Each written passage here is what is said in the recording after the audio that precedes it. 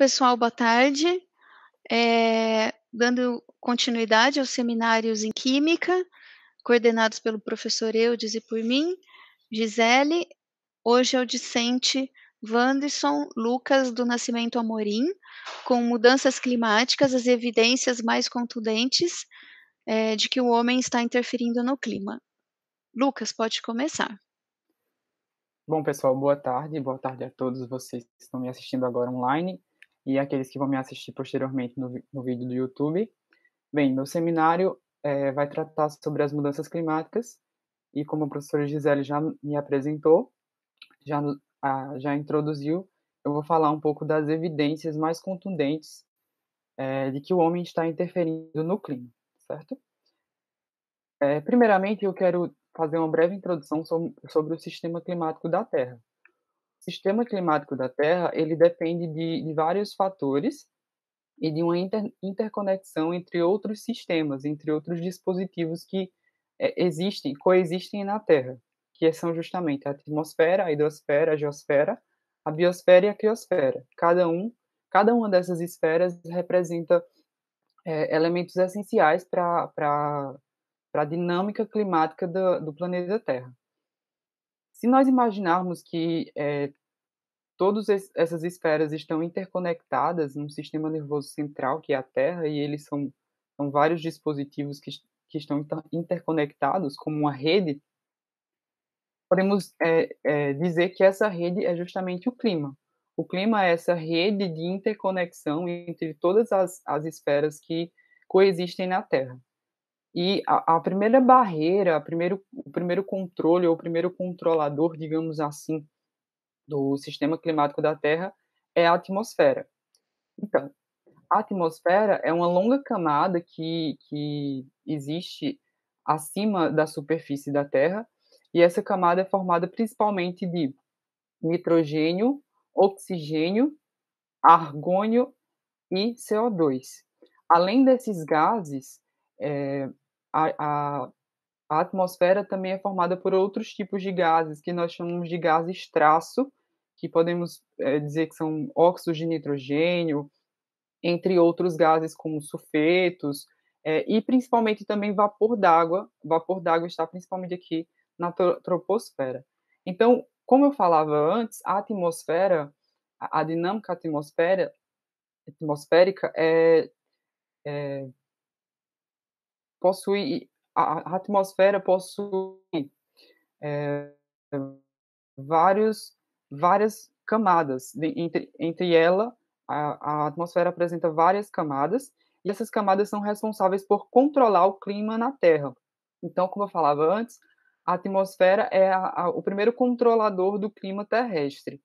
Então, quando as ondas solares, a radiação solar é, chega ao planeta Terra, a atmosfera faz um controle justamente fazendo um impedimento de determinados tipos de radiações. Primeiramente, é a radiação ultravioleta de maior energia, que justamente tem uma alta penetração na atmosfera, cerca de 450 quilômetros, né?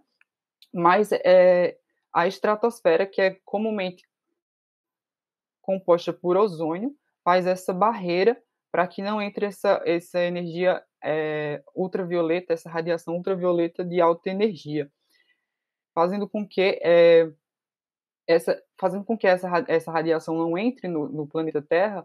Essa radiação é muito prejudicial, então já é um controle da dinâmica climática da Terra. Além disso, é possível ter a passagem também de ultravioleta de mais baixa energia, que chega à troposfera, que é justamente a camada da atmosfera que está mais próxima da superfície terrestre, e também tem uma passagem de radiação infravermelha. Essa radiação infravermelha, ela é majoritariamente refletida pelos sistemas terrestres e pela criosfera, como também é absorvida pelas nuvens que estão compostas aqui na troposfera, e também pelos oceanos e pela própria Terra, né? Pela geosfera terrestre. Então, essa radiação infravermelha é absorvida, como também é refletida, voltando parte para o espaço, mas também ficando parcialmente aqui na troposfera, o que é vital para o planeta. Então, a radiação infravermelha ficando aqui na troposfera aquece o planeta. Caso não existisse atmosfera no planeta Terra, o clima seria impossível, o clima daria impossibilidade de vida no planeta, porque nós teríamos temperaturas extremas, né? Por exemplo, se nós formos fazer um comparativo com a Lua, que não tem atmosfera, nós vemos que dia e noite lá variam extremamente em temperatura, 100 graus positivo ou menos 100 graus negativos. Aqui não ocorreria diferente, seria menos 18 graus negativos, por exemplo, e isso impossibilitaria a vida. A dinâmica da atmosfera também causa um efeito que nós chamamos o efeito estufa natural. Os cientistas chamam esse efeito de efeito estufa natural. Esse efeito estufa natural é justamente quando a radiação solar chega à superfície terrestre e parte dela é absorvida por essa camada atmosférica que existe na Terra. Então, quando a radiação, imaginemos, por exemplo, uma estufa onde se produzem flores ou outras hortaliças ou outras plantas. Quando quando a radiação solar bate numa estufa, né, nos vidros de uma estufa, geralmente entra uma parcela de radiação e outra parcela é refletida, e essa parcela que entra causa um aquecimento ali dos gases que estão dentro daquela estufa, e esses gases promovem ali formação de um ambiente próprio para que possa se ter vida ali naquele ambiente. Não é diferente na Terra, por exemplo. A Terra é uma grande estufa, sendo que as janelas de vidro da Terra são justamente essa camada atmosférica composta por vários gases. Essa camada atmosférica, né, promove essa retenção de calor, justamente porque ela tem esses gases que promovem esse efeito estufa natural. Dentre eles, nós temos o vapor d'água, que é o gás que é o vapor d'água, que é o componente majoritário nessa camada atmosférica composta por gases que promovem esse efeito estufa. Esse vapor d'água vem justamente do aquecimento dos rios, dos oceanos, né, que compõem a Terra. Também CO2, CH4, metano, e NO2, que são os óxidos de nitrogênio. O metano e o óxido de nitrogênio, geralmente, eles podem possuir fontes naturais por conta dos ciclos os ciclos biogeoquímicos que a Terra possui, mas também existem muitas fontes de metano antrópicas, né? Como nós vamos ver mais na frente. Então, a intensificação desse efeito estufa natural promove justamente o fenômeno que os cientistas denominam de aquecimento global. Esse aquecimento global é o principal vetor das mudanças climáticas que estão acontecendo no nosso planeta. Então, como o aquecimento global é o principal vetor das mudanças climáticas, o que é que geralmente ocorre para que haja esse aquecimento global? Então, aqui nós temos a mesma dinâmica lá, né? Então, o Sol ele vai emitir a sua energia pelo espaço na forma de luz visível, radiação ultravioleta de maior energia, de menor energia, radiação infravermelha, e quando esses raios de Sol eles chegam à Terra, cerca de 30% da energia luminosa vai voltar para o espaço. Então, essa energia refletida por poeira, por nuvens, por dispersões que hajam na atmosfera, e também por refletores naturais, que são principalmente as calotas polares e também os oceanos, que podem reter também parte dessa energia luminosa que vem do Sol e até mesmo a Terra. Após isso, a terra, a água, todos os sistemas terrestres, eles absorvem cerca de 70% da energia solar. a Terra é aquecida, né, a superfície emite também essa radiação.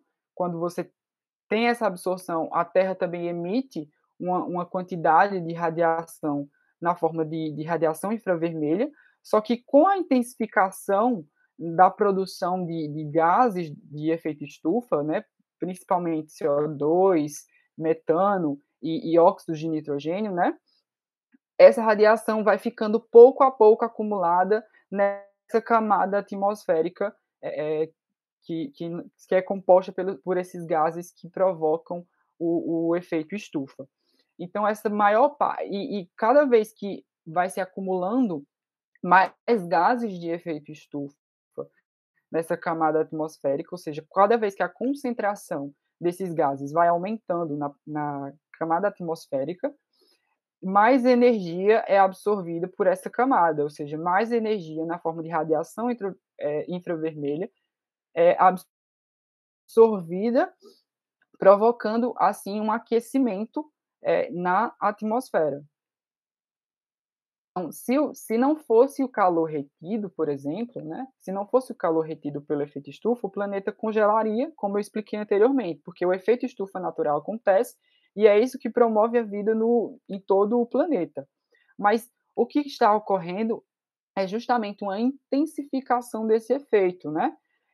Segundo o IPCC, né, que é o painel intergovernamental sobre as mudanças climáticas, os milhões de toneladas de carbono que estão sendo jogados na atmosfera pela ação humana estão ampliando esse efeito de uma forma exponencial, né? Então nós vamos analisar mais na frente justamente esse efeito, né, do aumento da concentração dos gases de efeito estufa e essa correlação entre os gases de efeito estufa, principalmente o CO2. Vocês vão ver aqui que eu vou falar um pouco mais do CO2, porque ele é um dos principais causadores da ampliação do efeito estufa natural. E como nós podemos ver aqui nesse gráfico, né, nós vemos que desde o ano 8000 a.C., nós vínhamos tendo uma certa estabilidade na concentração de dióxido de carbono na atmosfera. Mas a partir do ano 2000, nós temos uma exponencial crescente, ascendente, como vocês podem ver aí, dessa concentração de gases de efeito estufa, principalmente CO2, e isso tem provocado esse aquecimento acelerado do clima, esse aquecimento acelerado do planeta, que pode vir a provocar outros fenômenos naturais que nós vamos ver mais na frente. Segundo o IPCC, já vou adiantar aqui, quando nós chegarmos a 350, 450 ppm de CO2 na atmosfera, isso já vai ser um estado crítico. Nós precisamos retornar a um estado mais baixo o mais rápido possível, porque isso já vai chegar no estado crítico, segundo o IPCC, onde vai ter uma variação do aumento da temperatura terrestre em cerca de 2 graus Celsius. Então, o que seriam as mudanças climáticas, né? A Convenção Quadro, né, sobre mudanças climáticas da ONU vai dizer que uma mudança climática significa uma mudança no clima que possa ser direta ou indiretamente atribuída à atividade humana e que altere a composição da atmosfera mundial e que se some àquela provocada pela variabilidade climática natural, ou seja, o quadro geral da ONU aí vai nos dizer que as mudanças no clima são aquelas mudanças que podem estar ligadas ou não à atividade humana e que se some ao efeito natural que as mudanças climáticas já possuem, né? Que é o efeito estufa natural.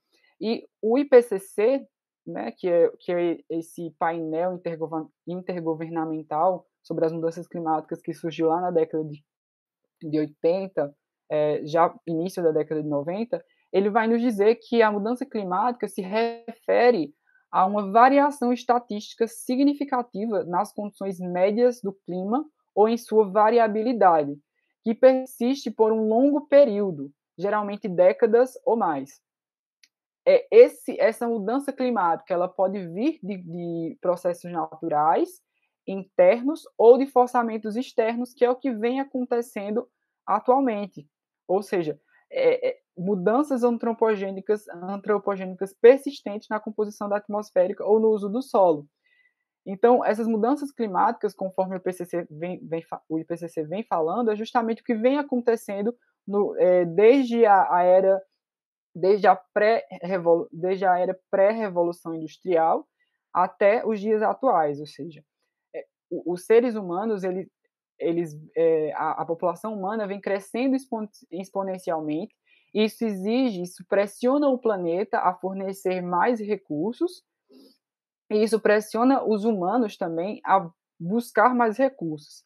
Para vocês terem uma ideia, né, os humanos alteraram tanto a dinâmica do planeta Terra que só existem hoje cerca de 7% da cobertura vegetal original que existia antes da Revolução Pré-Industrial. Vamos lá. Então, as condições ideais climáticas, né? As condições climáticas ideais vieram a ocorrer num período geológico em que os geólogos chamam de Holoceno.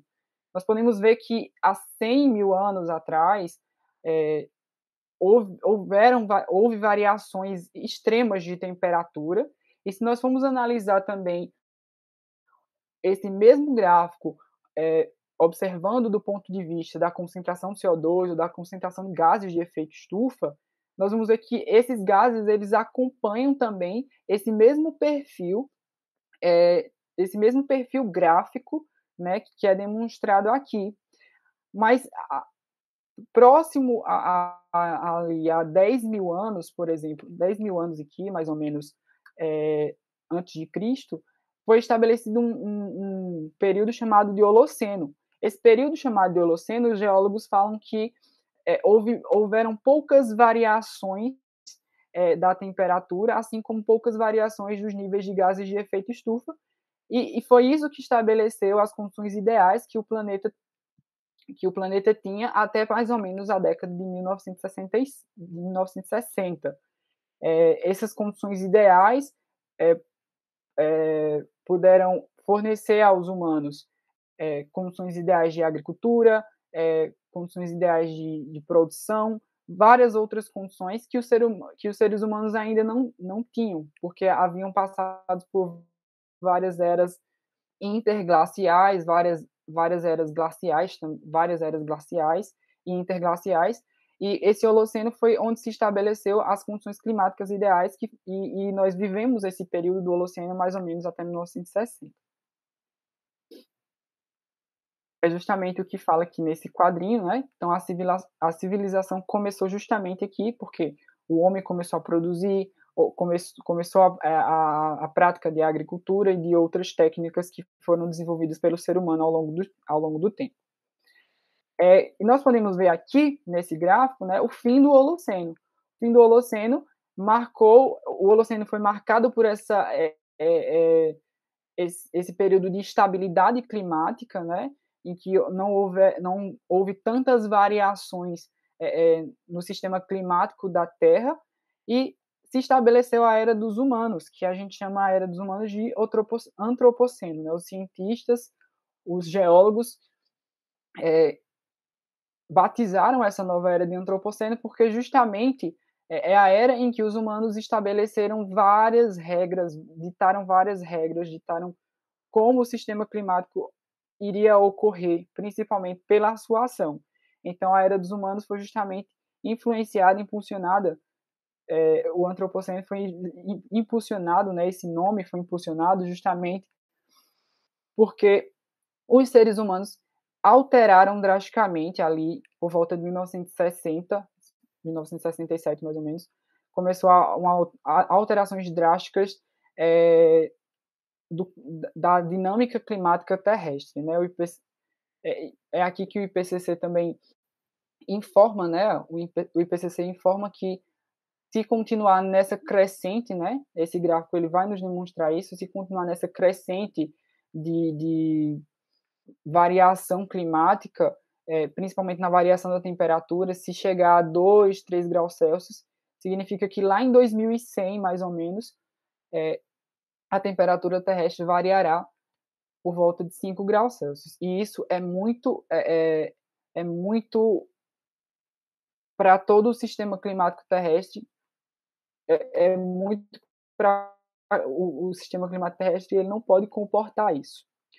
Então, trazendo uma linha do tempo, né, da ciência do clima, primeiramente a gente vai ver ali em 1820 que o Fourier ele descreve a contribuição da atmosfera na temperatura planetária. Foi aí que se descobriu como justamente ocorre esse efeito estufa natural e como a atmosfera contribui nas condições climáticas mundiais, né? E na temperatura do planeta como um todo.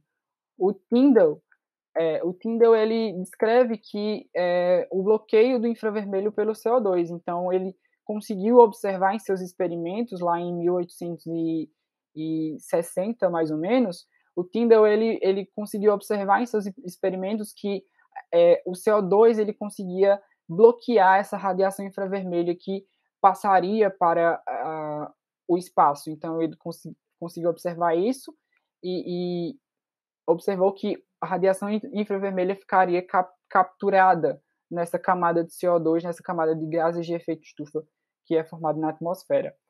O Arrhenius ele vai fazer um cálculo muito importante que até hoje serve para várias discussões do clima, que é justamente ele fez um cálculo, né, em que ele observou que a duplicação da concentração de CO2 atmosférico provocava um aumento no aquecimento, ou seja, provocava um aquecimento. O Armstrong ele tentou refutar essa hipótese do Arrhenius, né, contra o aquecimento pelo CO2, com a proposta de que as bandas de absorção do CO2 estavam saturadas pela água, pelo vapor d'água, só que o Arrhenius ele conseguiu rebater o Armstrong e ele conseguiu observar que a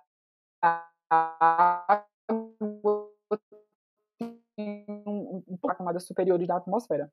O Callendar, né, ele foi bastante importante também, que ele vai observar essa dinâmica de oceanos entre a atmosfera e hidrosfera.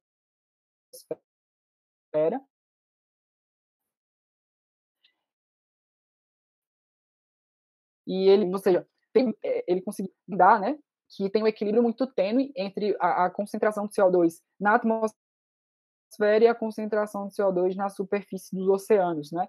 E esse equilíbrio é extremamente importante para a absorção de CO2 dos oceanos e para o equilíbrio equilíbrio de CO2 entre atmosfera e oceano.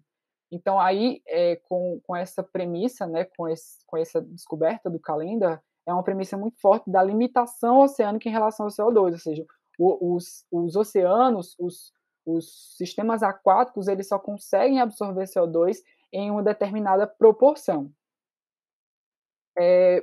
Aqui tem o Riveio e o Suez. O Riveio ele foi professor do Al Gore, e o Riveio ele traz uma contribuição também muito grande, né, que ele examina a composição química dos oceanos e que isso limita a captação de CO2 pelos oceanos. E por fim, aqui tem o Keeling. O Keeling é extremamente importante para a ciência climática, porque é o Keeling que lá em 1957, 1954, 1958, por aí, ele vai estabelecer um experimento, ele vai estabelecer um equipamento que consegue medir anualmente a concentração de CO2 atmosférico. Ele instala esse equipamento lá no Lua, e esse equipamento é utilizado até hoje para fazer medições da concentração de CO2 atmosférico por todo o planeta. Aqui nós temos o ceticismo, né, o ceticismo saudável que houve ali na década de 40, né, que alimenta o que alimenta esse ceticismo é justamente que esses modelos que representam a dinâmica climática, eles falham em explicar as flutuações históricas da temperatura, o IPCC, o Hansen, né, o Hansen, ele tem essa contribuição, né, que prevê um aquecimento adicional e ele vai depor no Congresso dos Estados Unidos. E também e o IPCC hoje é o principal órgão, digamos assim, que fomenta os estudos climáticos e que tem todo um sistema, todos os dados são elencados pelo IPCC por um grupo de mais de 3 mil cientistas que fala das dinâmicas climáticas, né?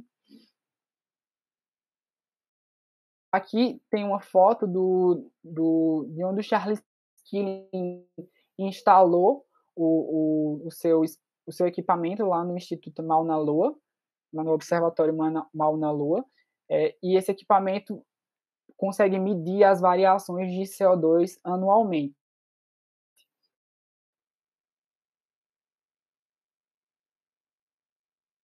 E aqui nós temos os famosos gráficos, né, que realmente esse gráfico que recebeu o nome de Keeling por conta do Charles Keeling, e são esses gráficos que representam a concentração de CO2 atmosférico, né, observado anualmente pelo observatório. E nós podemos ver, né, que há um ciclo anual, há uma crescente, né, já tem uma previsão aqui, já tem uma previsão para o ano 2021, mas em 2020 nós conseguimos ultrapassar 410 ppm de carbono na atmosfera, o que é na visão dos cientistas um ponto crítico, né, das emissões de CO2, e o Keeling observou esse ciclo natural justamente porque há variações entre as emissões no hemisfério norte, no hemisfério norte e no hemisfério sul, e é como se o planeta Terra estivesse passando por um processo de respiração, como nós mesmos fazemos. Nós absorvemos oxigênio e soltamos CO2. É justamente isso que o planeta Terra faz, mas isso não tem sido essa respiração da Terra, né, esse movimento de máximo e mínimo que a Terra tem feito, né, para estabilizar as concentrações de CO2 na atmosfera, não tem sido suficiente e o CO2 na atmosfera tem aumentado drasticamente. Aqui está o IPCC é justamente esse painel intergovernamental de mudanças climáticas. Ele traz vários relatórios. Atualmente, o último relatório é o 2014, é o quinto relatório do IPCC, que traz várias informações sobre a dinâmica e as mudanças no clima. E o IPCC é composto por vários cientistas espalhados pelo mundo, mais de 3 mil cientistas, e esses 3 mil cientistas reúnem todas as informações sobre as dinâmicas climáticas de suas regiões de origem, e o IPCC faz esse apanhado geral para que ele possa detalhar, modelar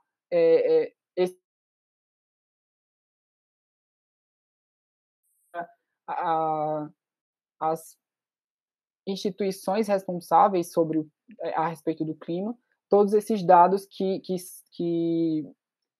informam, né, que o clima tem variado drasticamente. O IPCC, no seu último relatório, né, ele fez um alerta, né, que é previsto que deve ser estabelecido uma meta de um aquecimento máximo de 1,5 grau. Esse relatório especial, né, do painel do IPCC sobre impactos do aquecimento global de 1,5 grau acima dos níveis pré-industriais, porque tem uma referência nos níveis pré-industriais e respectivas trajetórias de emissões de gases de efeito estufa, no contexto do fortalecimento da resposta global à ameaça da mudança do clima, do desenvolvimento sustentável e dos esforços para erradicar a pobreza. O IPCC ele estabeleceu essa meta. E o IPCC ele vai falar que até 2030, se nós não conseguirmos retroceder com esses níveis de CO2 que nós estamos emitindo, ou não tomarmos medidas mais duras em relação às condições climáticas do nosso planeta, por exemplo, mudar matrizes energéticas, entre outros parâmetros, esse aquecimento pode subir para 2 graus Celsius até 2050, e esse aquecimento pode subir até 5 graus Celsius até 2100, como é previsto aqui nos gráficos que o IPCC dispõe. Nós podemos ver aqui nessa tabela que o vapor d'água ele não teve um crescimento relativo, um crescimento relativo na atmosfera.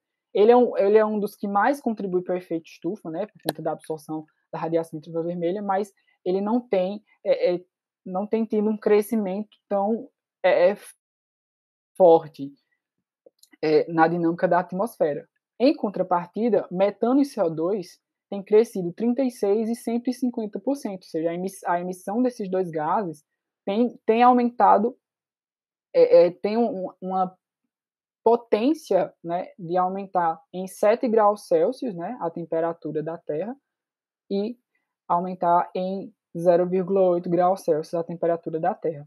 Nos gráficos aqui do IPCC, em relação à temperatura média da Terra, eles se baseiam em um período, né, entre pré-industrial, e aqui esses gráficos representam períodos de tempo, né? Aqui é até 2100, aqui até meados desse século, né? Do século 21, 2050. Então, nós podemos ver se continuarmos com com essas temperaturas, né? Com essa crescente da temperatura, que acompanha também a crescente das emissões de CO2, nós vamos ter um aumento drástico nas temperaturas, na variação da temperatura terrestre, que aqui é em volta de 4, 6 graus Celsius, por exemplo. E isso também influencia na precipitação, né? Nos índices pluviais. Então, em 2100, nós vamos ter 40%, nós vamos ter 40% de precipitação, ou seja, se o planeta aquece, a evaporação dos oceanos, a evaporação dos sistemas aquáticos também vai aumentar e vai haver maiores precipitações. Isso vai influenciar na dinâmica de vários países, como justamente está ocorrendo hoje, por exemplo, né? Os países da Europa Oriental, países da Ásia também, estão enfrentando fortes chuvas ou fortes ondas de calor, e isso tem provocado enchentes, até mesmo mortes tanto pelas enchentes quanto também pelo forte calor que tem provocado nas altas temperaturas que têm ocorrido hoje no hemisfério norte, por exemplo. E essa influência do CO2, né, esse aumento do CO2, esse aumento dos gases de efeito estufa, vai provocar eventos climáticos extremos, né, como é previsto pelo IPCC e pela The Physical Science Basis. As noites frias e os dias frios, eles vão tender a diminuir, como já tendem a diminuir. Em 2010, ele já tem uma anomalia aí de menos 20, né? Menos 10, menos 20, mais ou menos. As noites e os dias também. E as noites quentes e os dias quentes, eles vão aumentar, que é o que vem acontecendo, por exemplo, nesses eventos climáticos que têm ocorrido no hemisfério norte e aqui também no hemisfério sul, né? Essa disparidade, essa diferença drástica, né? Essa diferença gritante entre temperaturas no hemisfério norte e temperaturas no hemisfério sul. E toda essa dinâmica, né, das emissões de gases de efeito estufa também influenciam nas áreas de cobertura florestal. Como é que isso influencia? É justamente com o aumento da temperatura, essas regiões que nós estamos vendo aí, tanto circuladas como regiões com pontos em vermelho, né, por exemplo, aqui na Amazônia, elas vão passar por processos que se chamam de savanização, ou seja, além do desmatamento, além das queimadas, o aumento da temperatura, o aumento do aquecimento global, a mudança climática atual que nós estamos vivendo, pode provocar processos de savanização nas coberturas florestais, na cobertura verde do planeta Terra. Então, e todos esses dados de IPCC, eles corroboram com a pesquisa que foi feita pelo Anthropocene, The Great Acceleration, uma grande aceleração, né, a trajetória até o Antropoceno, essa grande aceleração que houve. Então, se nós observarmos aqui esses gráficos que estão destacados, a população humana ela aumentou exponencialmente, então nós temos cerca de um aumento de 9,5 vezes desde o período pré-industrial. A população urbana também aumentou, ou seja, mais área desmatada para que sejam formados grandes edifícios, então a população urbana aumentou também exponencialmente, o que aumentou o uso o consumo de fertilizantes, que influenciam diretamente em ciclos biogeoquímicos muito importantes, que é o ciclo do nitrogênio e o ciclo do fósforo. Esses dois ciclos são importantes porque eles afetam diretamente na dinâmica aquática, e a dinâmica aquática afeta diretamente no clima. O ciclo do fósforo e o ciclo do nitrogênio são afetados porque o consumo exagerado, exacerbado de fertilizantes provoca o fenômeno de eutrofização nos rios, e assim nos rios e nos oceanos também, e assim impedem a captação de CO2, por exemplo, pelas algas marinhas e pelas algas em rios de água doce. O consumo de água também aumentou exponencialmente e transportes também aumentou exponencialmente. O aumento do uso de transporte influencia diretamente no uso de combustíveis fósseis. E é o que nós temos observado, por exemplo, a população aumenta também a concentração, né, de dióxido de carbono na atmosfera, aumentou exponencialmente desde 1750, período pré-industrial, também de outros gases do efeito estufa, e a partir de 1950 foi possível detectar o ozônio na estratosfera, né? O ozônio estratosférico, né? Ali em 1950, 1990, entre essas décadas foi possível captar o buraco na camada de ozônio que provocou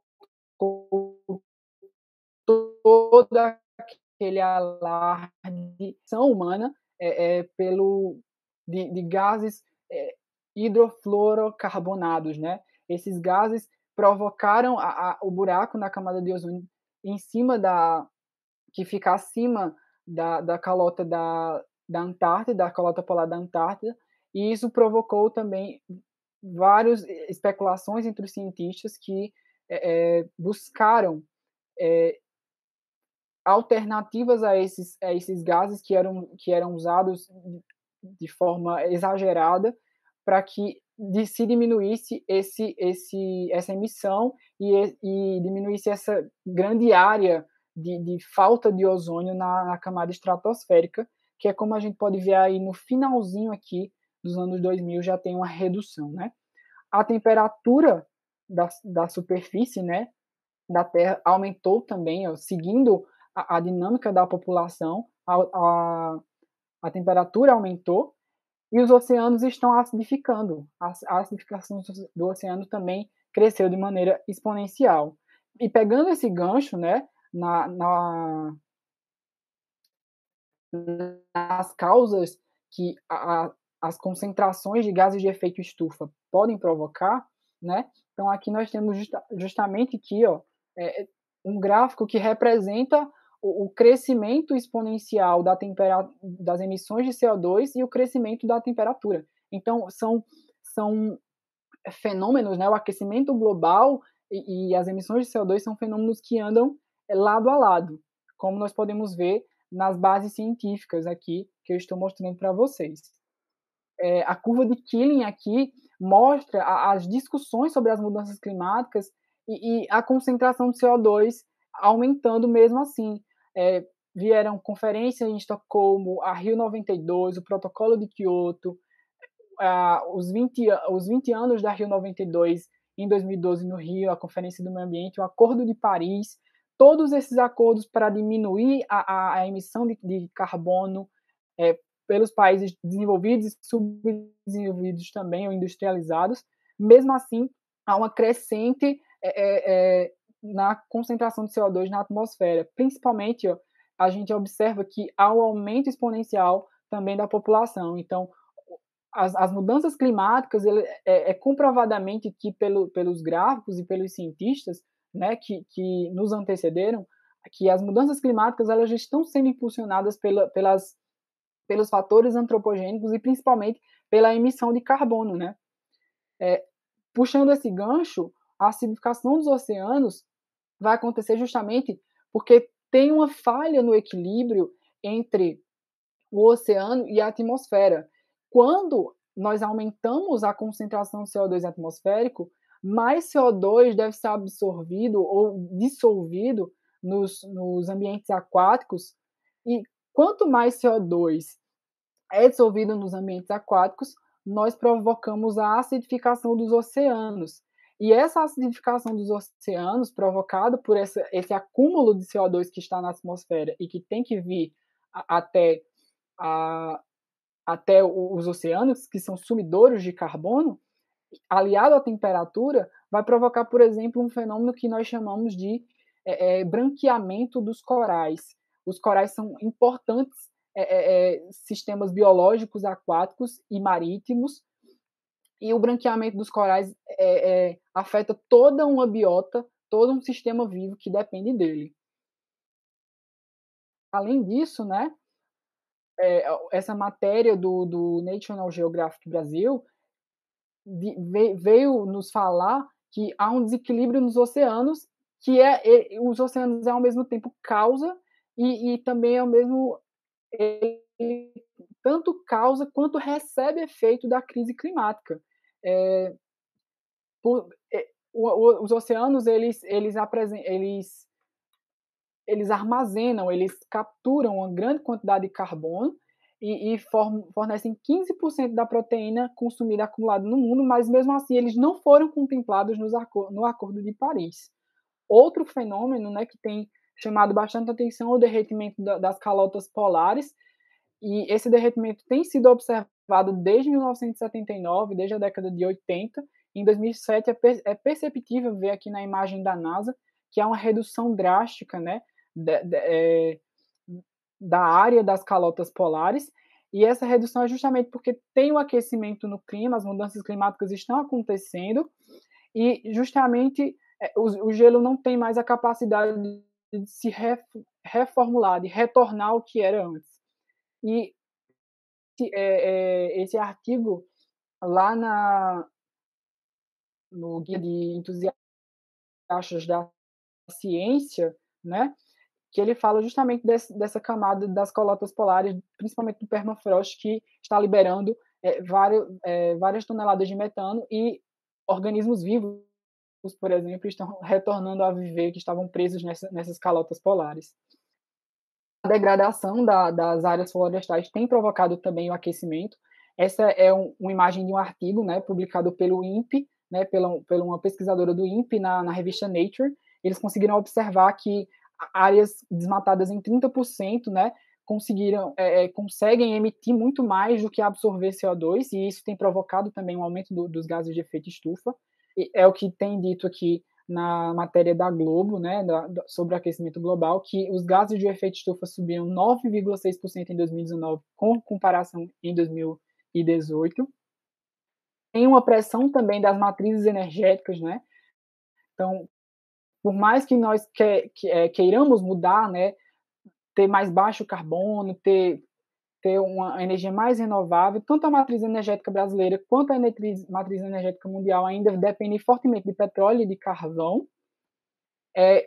E com isso a gente estabelece, né, esse artigo do Stephen também, ele vai nos trazer o conceito de barreiras planetárias. E a mudança climática é uma das barreiras planetárias que Stephen vai nos indicar, e nós já estamos numa zona de perigo aí para as mudanças climáticas, porque nós já ultrapassamos cerca de 410, 415 ppm de concentração de carbono na atmosfera. Esse é um documentário, né, que tem na Netflix, que fala sobre essas barreiras climáticas. Eu trago aqui para vocês, se vocês quiserem assistir, se vocês quiserem ver. É bastante interessante. Fala do Johan Rockström. Ele é um ambientalista que vai falar várias que vai falar vários parâmetros sobre essas barreiras planetárias, o que tem acontecido na dinâmica do planeta Terra. E essas barreiras planetárias, elas nos induziram a ultrapassar o nosso limite de biocapacidade, né? Aqui eu trago outro documentário que é bastante interessante, né? Que é o papel do Al Gore, né? Que o Al Gore, ele é um ambientalista norte-americano, foi ex-vice-presidente, ele concorreu à presidência dos Estados Unidos. Esse documentário é bastante interessante. O Al Gore, ele traz evidências claras de que o aquecimento global é uma realidade. Esse documentário se chama Uma Verdade Inconveniente no português. E o Al Gore, ele dá margem, né? Em 2006, quando ele lançou esse documentário, o Al Gore, ele dá margem para uma abertura para a discussão do clima, e em contrapartida vem muito negacionismo climático para ele. Esse documentário recebeu o Oscar em 2006 e em 2007, na verdade, e ele recebeu o Nobel da Paz, o Al Gore, por toda essa contribuição científica que ele deu para o planeta com suas palestras sobre as mudanças climáticas. O negacionismo climático, ele vem desde a década de 90, que é um recorte, né, do American Institute of Petroleum, que veio em contrapartida, né, fez uma campanha contra os governos que estavam se mobilizando para acordos sobre as mudanças climáticas. E aqui eu trago uma charge, né, uma charge, um quadrinho que é evidente, né, de como ocorre o negacionismo climático, né? Por mais que você ofereça um mundo melhor, o negacionista climático, ele sempre vai dizer que e se for tudo uma grande farsa, e se criarmos um mundo melhor para nada. E o negacionismo climático, ele não só está presente nos Estados Unidos, ele está presente fortemente nos Estados Unidos, mas também está presente aqui no Brasil. O líder o presidente da Comissão de Mudanças Climáticas do Congresso, ele declara que essas mudanças climáticas que estão ocorrendo no planeta não são dadas pela ação humana. Teve essa notícia, veio aí da BBC. E dois dos principais negacionistas climáticos que nós principalmente vemos atualmente é o Donald Trump. O Donald Trump, em 2016, na sua campanha, ele ameaçou e fechou em seu governo o principal órgão ambiental dos Estados Unidos, né? E também saiu do Acordo de Paris. E aqui, ao lado direito da tela, vocês podem ver aí o Molion. O Molion é um dos principais cientistas, né? Ele é meteorologista e é professor aposentado da UFAL, e ele é um dos principais negacionistas climáticos do Brasil. O Molion, ele afirma que existe sim aquecimento, né, no planeta, porém esse aquecimento ele não é dado pelas ações humanas. Esse aquecimento é provocado por fenômenos que já ocorrem naturalmente, por exemplo, como o El Niño, que fornece calor para a atmosfera. Então aqui nós podemos ver uma imagem de 2017 de temperaturas anômalas em todo o globo terrestre. Nós podemos ver aqui, ó, em janeiro de 2017, o hemisfério norte geralmente é para estar frio e o hemisfério sul quente, né, em tempos de verão, primavera, verão. Então a gente vê aí, percebe uma anomalia nas temperaturas do hemisfério norte. E é o que tem acontecido, né? Chuva na Europa e calor de 47 graus no Canadá, e também no Brasil essas ondas intensas de frio que nós temos vivenciado atualmente. Há sim esperança, né? 99% dos cientistas concordam que as mudanças climáticas são causadas pelo homem, e 92% dos brasileiros reconhecem a existência do aquecimento global, e para 72% a culpa é nossa. Né? Aí tem uma pesquisa, né, que diz que 77% consideram proteger o meio ambiente, que proteger o meio ambiente é uma prioridade, concordam que as queimadas na Amazônia prejudicam a imagem do Brasil a 84%, e 98% já ouviram falar sobre as queimadas na Amazônia. E aqui está uma carta aberta, né, do INPE, né, de vários de pesquisadores do INPE, do IPCC, sobre justamente em contraparte, como uma forma de repudiar algumas falas tanto do então ministro do Meio Ambiente, o Ricardo Salles, e o Luiz Carlos Molignon, que foi o que eu apresentei mais anteriormente. Essa carta ela traz vários dados científicos sobre as mudanças climáticas e o que o Brasil precisa fazer a respeito dessas mudanças climáticas. E para finalizar minha apresentação, eu quero trazer esse filme, né? Essa animação da Pixar, eu acho, o B-Movie, que é a história de uma abelha que descobre que os humanos consomem o mel que as abelhas produzem, e ele consegue ganhar, essa abelha ela consegue ganhar no tribunal para que os humanos não consumam mais o mel das abelhas. E como consequência de todo o mel recolhido, né, os humanos não podem mais consumir o mel que as abelhas produzem, as abelhas não trabalham mais, não polinizam mais, e o que é que acontece? Uma seca, as flores, a fauna, a flora começa a decair, e é tudo por conta que as abelhas não estão mais fazendo o seu trabalho biológico. É justamente o que está, se nós invertermos os papéis, né, é justamente o que acontece com os seres humanos. Nós não estamos cumprindo com o nosso papel biológico. E por não estarmos cumprindo com o nosso papel biológico, estamos causando ao planeta, estamos pressionando o planeta e aumentando as temperaturas no planeta drasticamente. E isso pode provocar coisas ainda que nós não conseguimos imaginar, porque o ser humano é um agente que precisa ver muitas coisas para acreditar no que está acontecendo. E quero finalizar também com essa frase, né, desse artigo do Iyengar. O artigo do Iyengar, ele vai falar no finalzinho, né, um capítulo de um livro: de minha parte, estou intrigado com a maravilhosa ligação entre os restos de um antigo mar interior do norte da África e a exuberante floresta amazônica da América do Sul. Ele fala justamente dessa inter-relação que todo o ambiente climático tem. Geralmente os negacionistas eles falam que o clima é um microclima, cada região, cada cidade tem o seu clima. Porém, o clima global é totalmente interconectado. É o que o Iyengar ele vem falar com isso. É justamente que a Amazônia depende de fenômenos que ocorrem na África, assim como todo mundo depende de fenômenos que ocorrem na Amazônia. Obrigado pela atenção. As referências deixei justamente no corpo da apresentação. Obrigado.